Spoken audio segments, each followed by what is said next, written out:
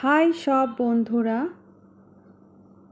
তো দেখো আমি পটল চিংড়ি বানাচ্ছি। তো আমি যেইভাবে বানিয়েছি তোমাদের সঙ্গে একটু শেয়ার করলাম। তো এই যে পটলগুলোকে এরকমভাবে কেটে আর ভেজে নিচ্ছি। আর এখানে পেঁয়াজ কুচো আর টমেটো আছে, আদা রসুন পেস্ট আছে, আলু ডুমো ডুমো করে কেটে রেখেছি।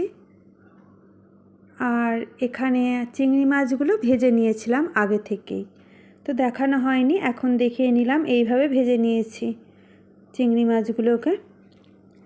তো চলো পটলগুলোকে একটু ভেজে ফেলি ভালো করে, নুন হলুদ দিয়ে পটলগুলোকে আমি ভেজে নিচ্ছি একটু লাল করে। তো এইভাবে আমি পটলগুলোকে ভাজছি। তো ভাজা মোটামুটি কমপ্লিট হয়ে গেছে, তো তুলে নিলাম। এই যে এই রকমভাবে একটু ভাজবো, বেশি কড়া করব না। তো নর্মালি এই রকম একটু লাল লাল করে ভেজে নেব। তো তারপরে ওই তেল আছে, ওর মধ্যে একটু তেল, কড়ার মধ্যে তেল দিয়ে পেঁয়াজ কুচোগুলো ভেজে নেব। তো এই যে পেঁয়াজগুলো একটু লাল লাল করে ভেজে নিচ্ছি।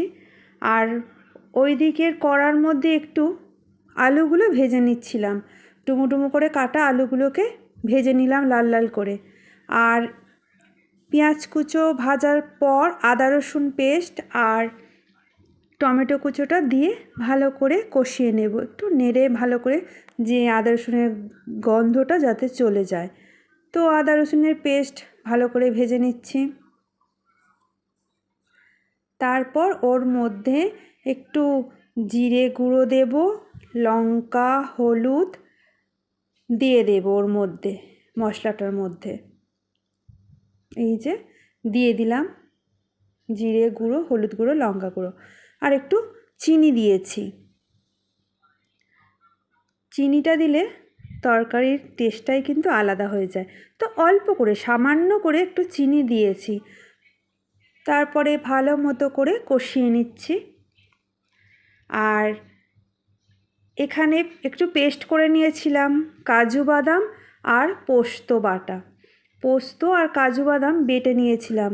এটা এই পটল চিংড়ির মধ্যে দেব, দিলে খুব সুন্দর হয়, খেতে খুব দারুণ লাগে।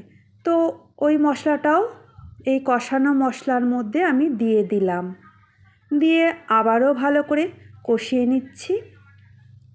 তো দেখে জানিও তোমরা কেমন হয়েছে আমার পটল চিংড়ি।